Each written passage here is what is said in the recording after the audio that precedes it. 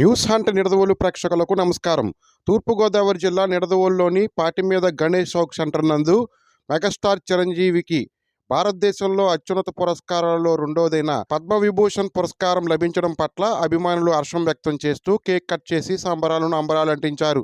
ఈ కార్యక్రమంలో మద్దిరాల చిన్న, చిప్పాటి శివకుమార్, దార్ల నరేష్, వాకా ఇంద్రగౌడ్, కారింకి నాగేశ్వరరావు, లీలాకుమార్ మరియు మెగాస్టార్ చిరంజీవి ఫ్యాన్స్ మరియు నిడదవోలు గ్రామ ప్రజలు పాల్గొన్నారు.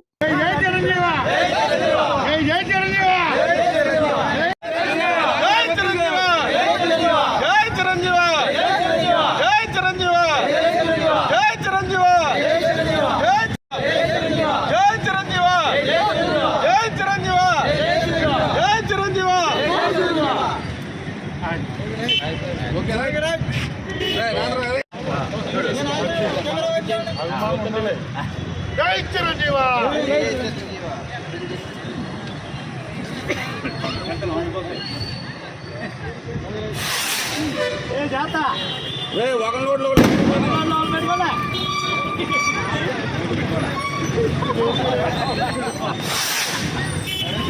ఎక్కడ వాడరు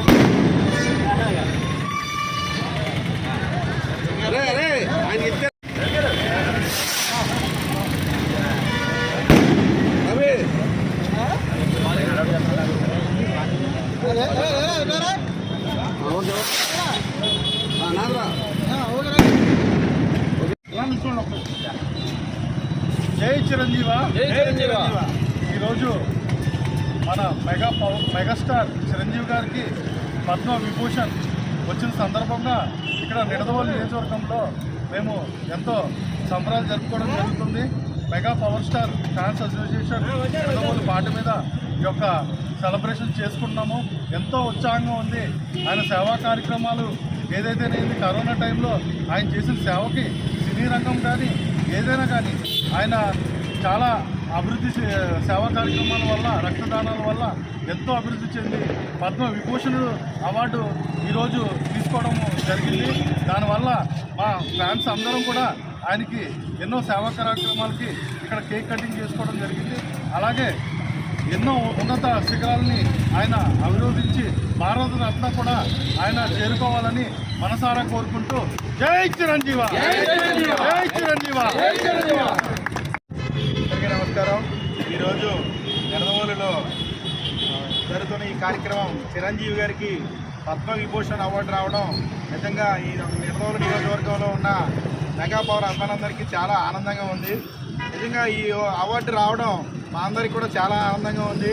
ఈ అవార్డు రావడానికి కారణం ఏంటంటే కొంతమంది ఏదో చిరంజీవికి అభిమానులు ఎక్కువ ఉన్నారు కదా, లేదంటే చిరంజీవికి ఎన్నో కోట్లు ఉన్నాయి కదా, లేదంటే చిరంజీవి ఈ రాష్ట్రంలో చిరంజీవి మధ్య సినిమా థియేటర్ కదా అనుకుని ఈ అవార్డు ఇచ్చారనుకుంటారు. అదేమీ కాదు. నిజంగా ఆయన చేసిన సేవా కార్యక్రమాల వల్ల ఈ అవార్డు రావడానికి ప్రధాన కారణం నిజంగా ఆయన చేసిన బ్లడ్ బ్యాంక్ కానీ, అలాగే ఐ బ్యాంక్ కానీ, అలాగే మొన్న జరిగిన కరోనా టైంలో ఆయన చేసిన ఆక్సిజన్ సిలిండర్లు సంబంధించి కానీ ఇలాంటి సేవా కార్యక్రమాలు చేయడం వల్లే నిజంగా అతనికి ఈరోజు ఈ గుర్తింపు వచ్చింది. దానికి నిజంగా మా మెగా పవర్ స్టార్ ఫ్యాన్స్ అందరూ కూడా చాలా ఆనందంగా మేము ఈ సంబరాలు చేసుకున్నాం.